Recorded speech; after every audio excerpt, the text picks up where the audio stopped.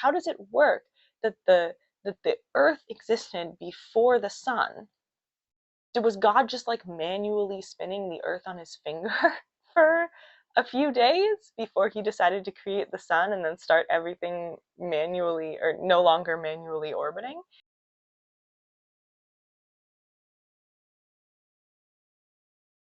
Hi everybody, it's Hope. Welcome to my channel, or welcome back if you've happened to see either of the previous two videos. Um, I'm so excited to be back. I know it's been a while.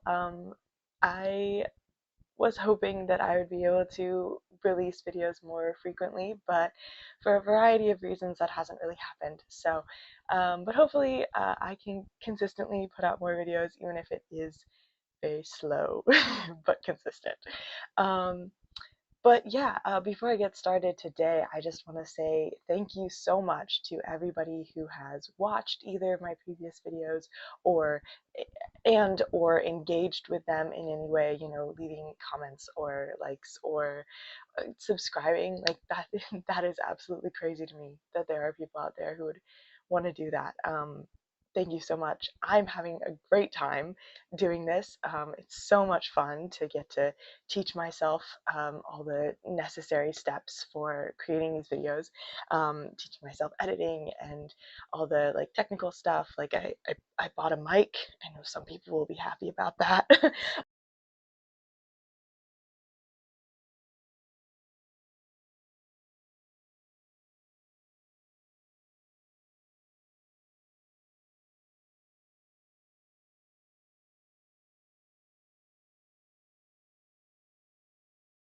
um, all the technical elements, and getting to work on these, talk about something that is so important to me and that I enjoy learning more about and discussing. Um, Anyways, I'm just having a great time, and so thank you to everybody or anybody who has been along with me for that ride. Um, with that said, today for this video, as you could probably tell from the title, I want to talk about the first chapter of Genesis. Um, the reason why I want to talk about this um, is because I think that it's so valuable to really go through and look at passages of the Bible, especially the ones that, if you're anything like me and you were raised in the church, you probably knew the story of this chapter long before you actually read it for yourself. Your first introduction to the first chapter of Genesis was in, when you were 3 years old in Sunday school, or when your parents read to you from My First Bible, which is, like a little picture book, and it probably wasn't actually reading the text in the Bible. And the thing is that when you actually read the text in the Bible, there's so much there that's different or weirder or not exactly what you were expecting. But if you already know the story going in, or at least the modern interpretation of the creation story, you're probably going to be able to breeze pretty quickly past any of the weird things in the chapter. So I think it's really valuable, no matter what, you know, where you are in the pipeline from conservative Christian to leftist atheist you are, um, that you would, I think it's valuable to still evaluate the chapter for itself and do a close reading and analyze what's actually on the page, and if what's actually on the page is the same as what you've been taught, or if there's differences, if there's contradictions, if there's just extra things that you didn't know before.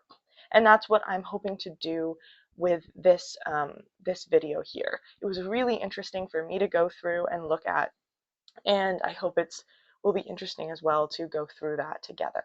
A few quick notes before we jump into the chapter, just like disclaimers. Number one, I'm primarily looking at this chapter from the perspective of responding to apologetics topics, apologetics arguments from people who are young earth creationists, who believe that this happened actually historically as written in the Bible. I know that there's plenty of Christians who don't think that, and this video isn't primarily directed towards you or towards them. It's directed towards the apologetics that I was taught growing up, which is that this chapter actually happened, that this is how the earth began. 6 days, not eons of time. This is actually literally as written how the Bible, how the world started. Second disclaimer is that these points, I'm going to be bringing up at least one argument, one point, one thing of note for each day of creation. They're not all meant to be like gotcha arguments for apologetics. They're more just meant to be like, oh, that's weird, or I didn't notice that, or that kind of seems like a contradiction. So they're not all meant to be like gotcha questions. That's in regards to the original Hebrew. I know that a common apologetics argument is to say, oh, well, this is actually a mistranslation. This contradiction actually doesn't exist in the original language, or the original text, or the original context. I do think that that argument of, oh, well, you have to look at the original context is not a strong enough response. Sometimes that might be true for the details of the Bible, but if this is a book that is written by an all-powerful, all-knowing God who intended this book to still be applicable to modern audiences, then he should have been able to create a book that a modern reader could read and clearly understand his character and his intention without needing to be a scholar of the original text that the book was written in.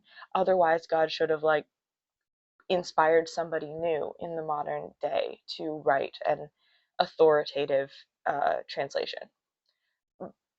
It should have been protected if God is all holy and all knowing. And if you need to be a scholar of the original language in order to fully understand it. Number one, that's putting a paywall behind understanding the Bible, which, at least in my church, is something that we demonize the Catholic Church for. So maybe you don't want to be repeating those types of arguments. But number two is, I think, a sign that your God is not really all that. So take your pick. But I think that it's worth analyzing the Bible in English, even though it might be missing certain original context. But with those disclaimers established, let's move on to Genesis 1. We will start at the very beginning, which is a very good place to start, with Genesis 1:1, and I'll be reading each section and putting it on screen before I talk about it, just for context. If you want to follow along in your own Bibles, you are welcome to. You can pull them out now and open to Genesis 1:1, or you can follow the words on screen, just like my pastor always said, which is funny considering the fact that I was taught from a very young age that that is the one job I would never be able to hold as a product of the gender that I was born as. So here we are, which makes me very happy. All right, Genesis 1:1. In the beginning, God created the heavens and the earth. The earth was without form and void, and darkness was over the face of the deep, and the Spirit of God was hovering over the face of the waters.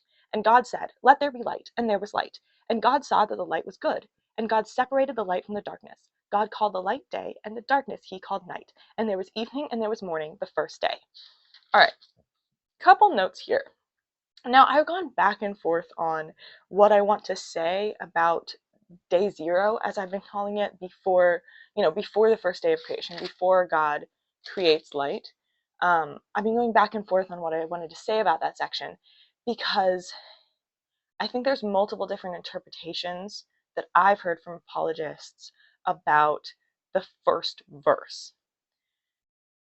See, I was taught growing up that verse 1, in the beginning God created the heavens and the earth, was actually like a summary statement in regards to, okay, so this is what chapter 1 is going to be about. God creating the heavens and the earth. It's not actually saying God created the heavens and the earth first, and then you're describing everything that comes after. And if that's the case, I have issue with it. But if it's not the case, I also have issue with it. So let's start with the interpretation that this is not a summary statement, and that this is in fact saying God created the heavens and the earth first, before the whole week of creation, which is kind of wild to me, because then that means that the most important part of creation predated day 1 of creation. God created the heavens and the earth before day 1. I mean, unless you consider the first few verses of Genesis being part of day 1 of creation. But it does seem to be before the first day. It's in the beginning. It's not on the first day. I suppose it could be read either way. But if that's the case, and God creates the heavens and the earth, and then begins the rest of creation, that provides a contradiction for us. Because in day 2, we have God creating and naming heaven, which we'll get to a little bit later. So there we have a direct contradiction. When did God create the heavens? Was it day 1 or was it day 2? However, if verse 1 can be read as a summary statement, like I was taught growing up, just saying, in the beginning, God created the heavens and the earth, and then let's go into the details of how he created the heavens and the earth. Then, if that's the case, we have actually an even bigger contradiction. And that's because the earth predates the first day of creation. Saying that the earth was without form and void is not the same thing as saying that the earth didn't exist yet. It did exist. It didn't have a form, but it did exist.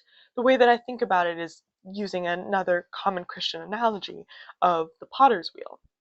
The earth is a lump of clay. It hasn't been formed into something yet, but it already exists, which means that the earth existed before day 1 of creation. Also, we have in these first few verses that the waters existed. We have a couple of different mentions of the water.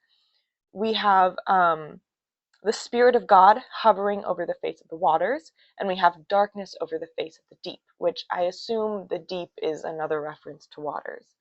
And this also raises a very interesting point, because at no point in chapter 1, in the first creation story, does God ever create the waters. He separates the waters from the waters in day 2, I believe. Yeah, in day 2.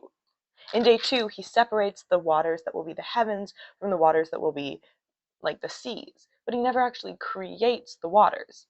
He also causes dry land to appear out of the waters on day 3, but once again, he isn't actually creating the water. So with this interpretation, before God created anything, we see that the waters already exist, which raises the question, where did the earth come from? Where did the waters come from? Did God create them before the first day of creation? Like we have, if in the beginning God created the heavens and the earth is not in fact a summary statement, or did waters and the earth always exist, just like apologists say God always existed? Or did some other God create the earth and the waters, and then and then the Yahweh God just came in to like fine tune things? We don't know. We don't know. It's a little bit of a weird phrasing of things. But let's move on to day 2, which is Genesis 1, 6 through 8. And God said, let there be an expanse in the midst of the waters, and let it separate the waters from the waters. And God made the expanse, and separated the waters that were under the expanse from the waters. Excuse me. God separated the waters that were under the expanse from the waters that were above the expanse. And it was so. And God called the expanse heaven. And there was evening and there was morning, the second day. So my main point here, my main issue is with the idea of heaven. What is heaven? What is God referring to when he says heaven? Now, I could see 2 possible interpretations for this. Number 1 is that heaven is referring to the skies. The expanse is the heavens, the skies. But in that case, then there must be waters above the heavens. So does that mean that the waters above the heavens is space? Is space supposed to be made of water? Or alternatively, if heaven refers to heaven as in like the afterlife, the place where God reigns, then is there a place filled with water that is higher than God's kingdom of heaven? Either way, it doesn't make much sense. How can there be waters above the heavens? And you might say, oh, well, the waters above the heavens are metaphorical somehow. I feel like that's the route that apologists would go. But the waters below the expanse are very literal. They're the seas. So why would it be that the waters, which are originally one thing, the waters, and then are separated into two, why is it that half of those waters are literal oceans, but the other half are metaphorical? They're the same water, they're just separated. So why would one be metaphorical? It doesn't make any sense. And I don't really have an explanation for it, even a possible explanation for it. I'm not even sure what the apologist's point would be. So I'm just going to move on to day 3. Day 3 is Genesis 1:9 through 13. Quote, "And God said, Let the waters under the heavens be gathered together into one place, and let the dry land appear. And it was so. God called the dry land earth, and the waters that were gathered together he called seas. And God saw that it was good. And God said, Let the earth sprout vegetation, plants yielding seed, and fruit trees bearing fruit, in which is their seed, each according to its kind on the earth. And it was so. The earth brought forth vegetation, plants yielding seed according to its own kind, their own kinds, and trees bearing fruit, in which is their seed, each according to its kind. And God saw that it was good. And there was evening and there was morning the third day." All right, so day 3. Once again, not that big of a point, kind of just a nitpicky thing. But this doesn't seem very accurate to the map of the Earth. The land is all gathered into one place, or excuse me, the waters are all gathered into one place and the Earth is formed around it. Or not necessarily, excuse me, the waters are gathered into one place and then dry land appears. So we don't exactly know where the dry land is, but the waters are gathered together. So are all of, in this version, in this idea, this story, is there one sea? Is there one big ocean? And then all of the land exists in context of this one big sea? Because it is saying that the waters gathered together are called seas, plural, which assumes that there's more than one, but it also says that the waters are gathered together into one place, which sounds like there would be one sea, one ocean. So which is it?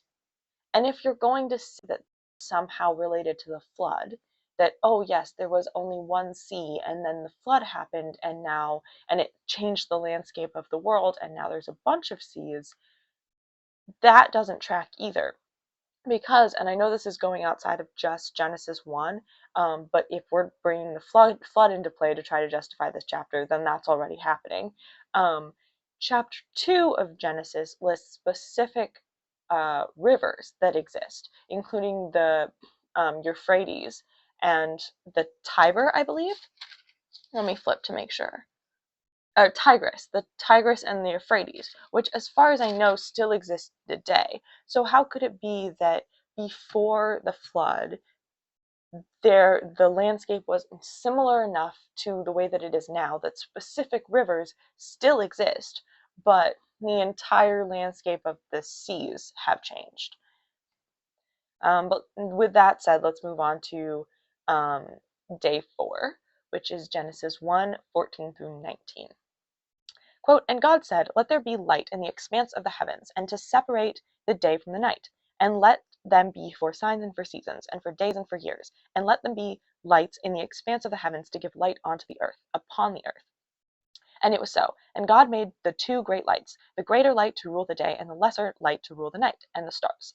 And God set them in the expanse of the heavens to give light on the earth, to rule over the day and over the night, and to separate the light from the darkness. And God saw that it was good. And there was evening and there was morning the 4th day." All right, I have a bunch to talk about for day 4. Quite a lot, actually.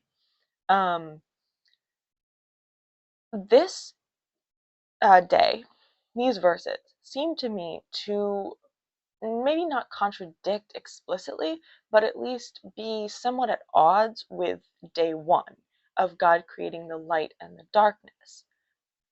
Because in day 1, we have the light defining the day and the darkness defining the night. God calls the light day and the darkness he called night. That's in verse 5. which implies that light is defined, or excuse me, daytime is defined as the time when there is light, and nighttime is defined as the time when there is not light, when there is darkness. But then we get in this section, in day 4, we get lights for both the day and the night. Why is there a light at nighttime, the moon, if darkness is the definition of nighttime? This might seem like I'm picking this this might seem a little bit like I'm splitting hairs. I understand that. But we're supposedly reading the text that a text that was created by an all-knowing, all-powerful God. And at least I, growing up, was taught that even though the Bible isn't a science book, when it talks about science, it's always right. So it just seems weird that there's these misunderstandings, these weird phrasings, these things that don't seem to add up in the science parts of the Bible.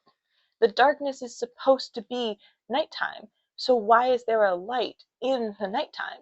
Doesn't that make it no longer nighttime? We also know that this darkness predated the first day of creation, because we have excuse me. Oh, yes, in verse 2, we have the earth was without form and void, and darkness was over the face of the deep, which I assume, since there's no light yet, and because God created light in verse 3, the darkness before the first day of creation must have been complete darkness that had nothing to break it up. And then that's the darkness that is defined to be nighttime in verse 4. So why is it that then in this later section we have a light in the nighttime and it's still considered nighttime? It's still darkness. It just seems to contradict itself. And while you could argue that this verse is just about creating the sun and the moon, and so it doesn't have anything to do with darkness and light, and that's separate, that still means that the daytime is pre-existing the sun, and therefore that daytime and light exists without the sun existing, which raises a whole host of questions about how the solar system worked during this day of creation. I mean, this is supposed to be the creation of our world that we know exists with the Earth and all the other planets orbiting around the sun. So how did that even work without the sun existed? How does it work that the Earth existed before the sun? Was God just like manually spinning the earth on his finger for a few days before he decided to create the sun and then start everything manually, or no longer manually orbiting? Because like, I guess he could do that, he's all powerful, but it seems kind of weird. Like, knowing what we know about the modern solar system, it makes way more sense for God to have created the sun first, or at the very least created the whole solar system at the same time. Why wouldn't he do that? Why would he create the earth first and then like have to manually keep it moving before he can put it into its rotation in the galaxy? And also, if light and darkness existed before the sun and the moon, then where was that light coming from? Was God manually creating light? Why would he do that if the sun didn't exist? Where would that light come from? Was it from his presence? Did he just be super light, you know, like glow, like a Greek god, um, for like 3 days, and then he was like, I'm getting tired of this. I'm gonna create a fireball in the sky to do that instead. It just it just seems weird. And the general point that I'm building to by saying this, it might seem kind of stupid, but I am building to a point, and that's that this entire section of day 4 reads to me to be way more consistent with what people would have written, what a bunch of sheep herding people would have written who didn't understand the first thing about the solar system or science. It seems like way more likely that they would have written it than an all-powerful, all-knowing God who understands the intricacies of how the solar system and the universe works. I mean, we have the moon being called a lesser light, even though we now know that the moon doesn't emit any kind of light at all, and instead just reflects the light from the sun. We have explicitly mention of God separating the sun, or creating the sun separate from the stars, almost as if the authors didn't recognize that the sun was also a star. Um, we have the offhanded mention of the creation of the stars, which are, billions of light years of space, just like, oh yeah, and God created the stars, which I've heard the apologetic argument that that's just because God was showing his might, he was showing how powerful he was, that he could create the stars just like that. Um, but to me, that's begging the question. That's presupposing that this was an all powerful God creating the universe. And instead, and that's not actually said, it's never mentioned that that was his intention, that God, only mentions that he created the stars offhandedly to show witness to his power. Instead, what's there on paper is that it's a offhanded mention of the stars, the way that you would mention something that seems unimportant. Like the stars would be not that important to people who live their entire lives on Earth and um, just thought of the stars as pinpricks in the sky instead of the vast millions of light years that we now know exist. Um, so all of this together, it doesn't necessarily 100% prove that the um, author of this book is not God, but it does seem to be way more in line with something that would have been written by fallible man than by an infallible God. All right, now we're going to move on to day 5, but my main point with day 5 actually still involves the section from day 4. So I'm going to leave that up on the screen while I'm reading the section for day 5, so you can see them both at the same time. All right, so Genesis 1, day 5 is verses 20 through 23. And God said, "Let the waters swarm with swarms of living creatures, and let the birds fly above the earth across the expanse of the heavens." So God created the great sea creatures and every living creature that moves, with which the waters swarm according to their kinds, and every winged bird according to its kind. And God saw that it was good. And God blessed them, saying, "Be fruitful and multiply, and fill the waters and the seas, and let birds multiply on the earth." And there was evening and there was morning, the 5th day. Both section or day 4, the section about day 4, and the section about day 5 include the phrase the expanse of the heavens. However, in the two sections, they mean something very different. Day 4 says the expanse of the heavens in verse 17, and God set them, the sun and the moon and the stars, in the expanse of the heavens to give light on the earth. And then in verse 20, God says, "Let the waters swarm with swarms of living creatures, and let birds fly above the earth across the expanse of the heavens." Now, if we are using modern science and our modern understanding of the world, which, once again, according to how I brought up, was something that God was fully aware of when he wrote these verses, that's clearly a contradiction. The expanse of the heavens where the stars are is in space, and the expanse of the heavens where the birds fly is clearly not space. That's the sky. Those are two very different things. However, to a group of people who have never been to outer space and don't have very much scientific knowledge, those two things could very easily be viewed as the same place.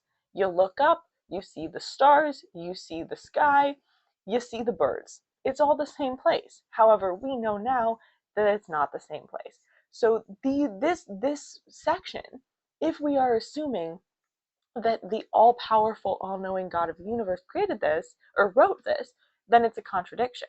However, if we assume that these passages were created by fallible man, it makes total sense why they would write it that way. And now, let's move on to the big day, day 6. But I'm actually going to split this into two sections, just because there's so much here. So day 6, part 1, is about the creation of the animals. And that's verses 24 through 25. And God said, "Let the earth bring forth living creatures according to their kinds, livestock and creeping things and beasts of the earth according to their kinds." And it was so. And God made the beasts of the earth according to their kinds, and the livestock, according to their kinds, and everything that creeps on the ground according to its kind. And God saw that it was good. My point here is that the categories that they use to describe the land animals doesn't really make sense if you're trying to accurately describe every type of animal that exists, but it does make total sense if these are written according to the lived experiences of the people that probably wrote this if it wasn't God writing it. We have three different categories of animals. We have the livestock, creeping things, and beasts of the earth. Livestock, creeping things, and beasts of the earth. I think there's a reason that modern science doesn't classify animals according to those three types of categories. Like, they're not super practical. I mean, first of all, we are referring to one of the categories, livestock. We are categorizing them based off of them being domesticated by a group, people, who don't even exist yet. Like, they are livestock. They are defined as being livestock, even though the creatures that made them livestock have not been created yet, which is kind of weird. I suppose it could be explained, and I think this is how apologists do explain it, by saying that, oh, God is just using the terms that his people would understand, terms that they would connect to, which is fair. But it does seem weird for the God of the universe, who is trying to accurately explain how he created all of the earth, would use the terms that are most applicable to nomadic shepherds and not, all people throughout all times, and trying to be as scientifically accurate as possible. It just seems a little bit odd, and it seems like it makes way more sense if this was written by those nomadic sheepherders. Why do I keep wanting to say sheepherders? If it was written by those nomadic shepherds instead of being written by God in order to be better understood by those people, even though he knew that he was writing this for all people of all times who would ever potentially read it, and he had a bird's eye view into all of human history. Like, which one seems more likely? Then we have mankind comes in crazy. All right, this is a little bit of a longer section, but I'm going to read it anyways. Genesis 1, verses 26 through 31. Then God said, "Let us make man in our image, after our likeness, and let them have dominion over the fish of the sea, and over the birds of the heavens, and over the livestock, and over all the earth, and over every creeping thing that creeps on the earth." So God created man in his own image. In the image of God he created him. Male and female he created them. And God blessed them. And God said to them, "Be fruitful and multiply, and fill the earth and subdue it, and have dominion over the fish of the sea, and over the birds of the heavens, and over every living thing that moves on the earth." And God said, "Behold, I have given you every plant yielding seed that is on the face of all the earth, and every tree with seed in its fruit. You shall have them for food. And to every beast of the earth, and to every bird of the heavens, and to everything that creeps on the earth, everything that has the breath of life, I have given every green plant for food." And it was so. And God saw everything that he had made, and behold, it was very good. And there was evening, and there was morning, the sixth day.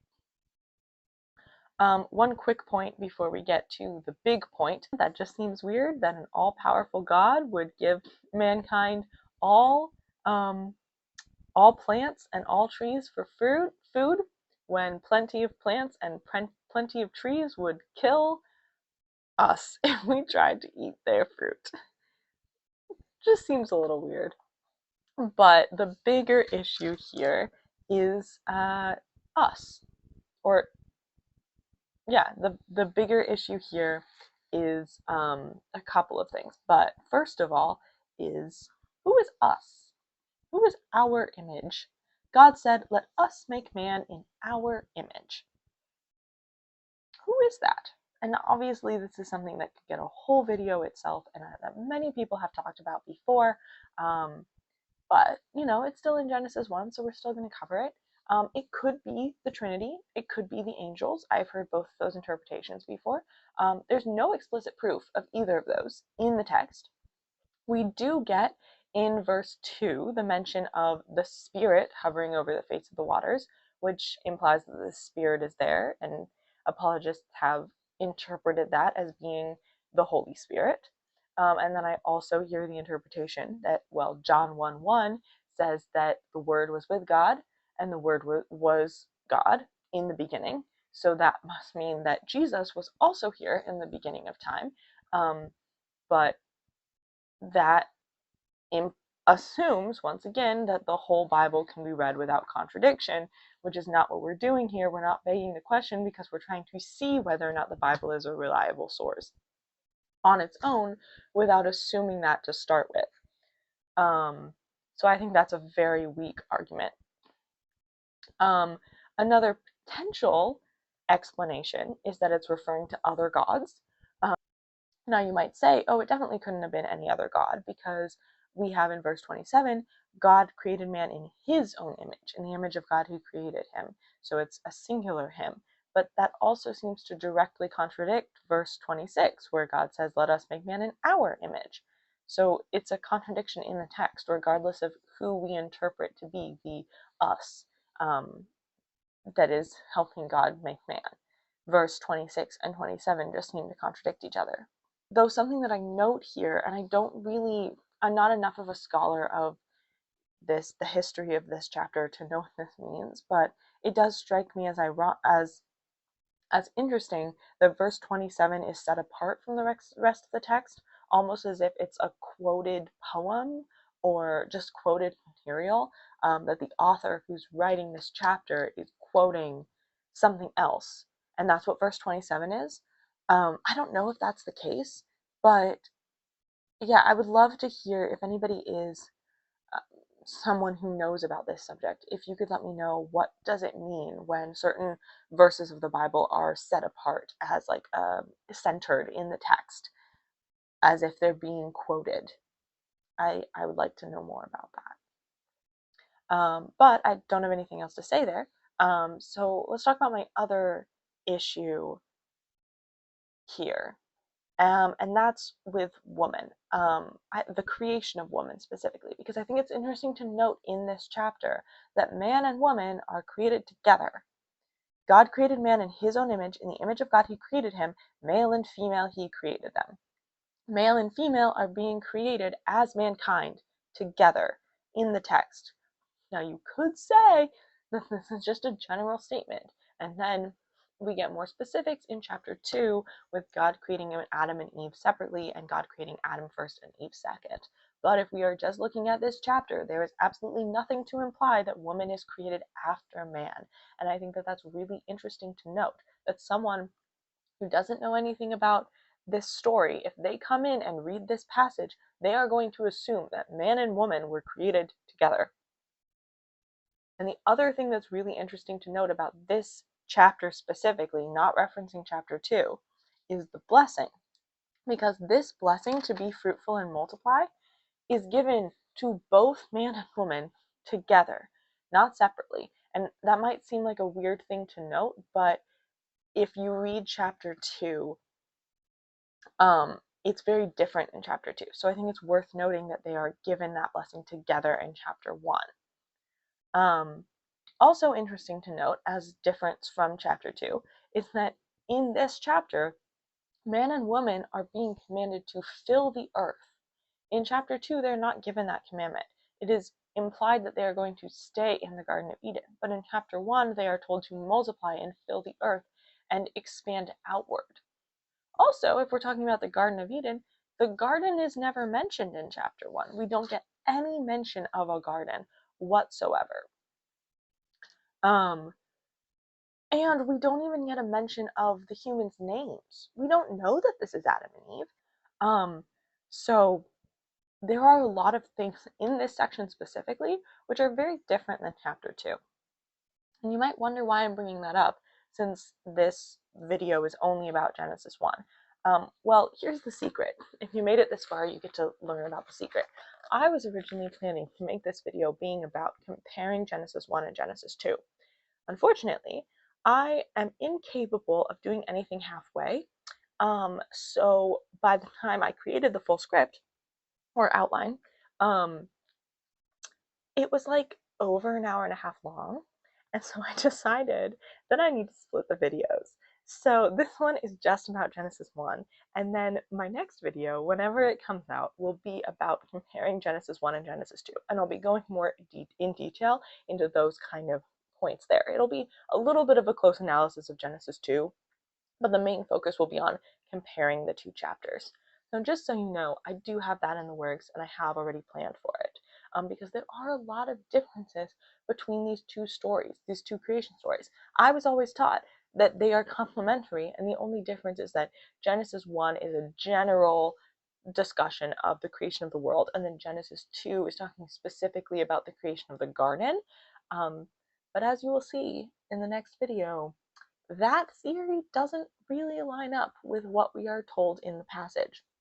So stay tuned for that. I have no guarantee of when it will come out, but that is my plan for the next video.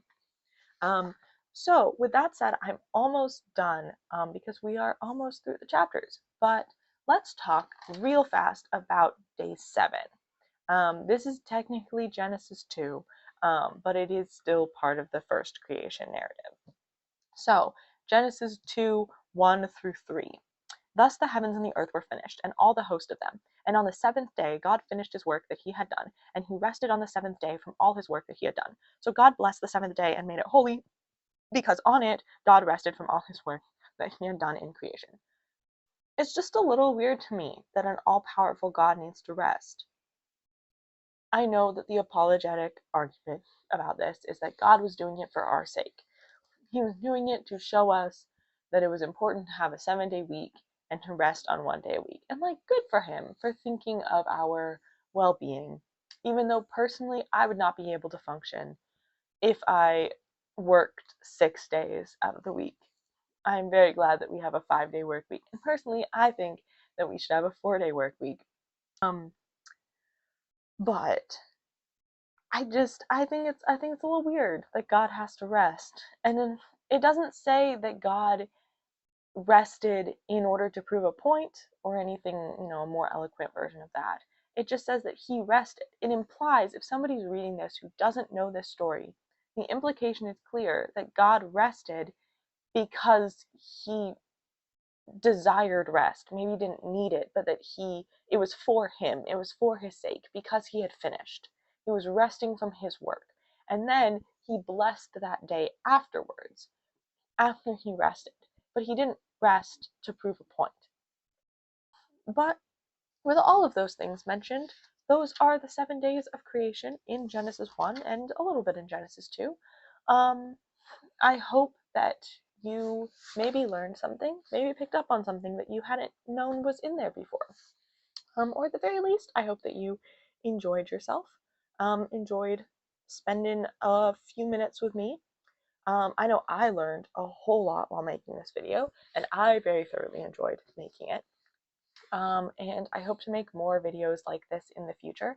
I know that if you've watched my previous 2 videos, they're both about responding to apologetics points that I believed when I was in high school, and apologetics cards that I put together to compete, to do competitive apologetics.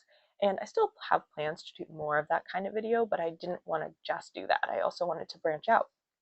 So, we might do a mix of both close readings of different passages of the Bible and those kind of responding to apologetics topics in the future. I might also do other things. I don't know. I don't like to box myself in. Thank you so much for watching, and I will see you next time. Goodbye!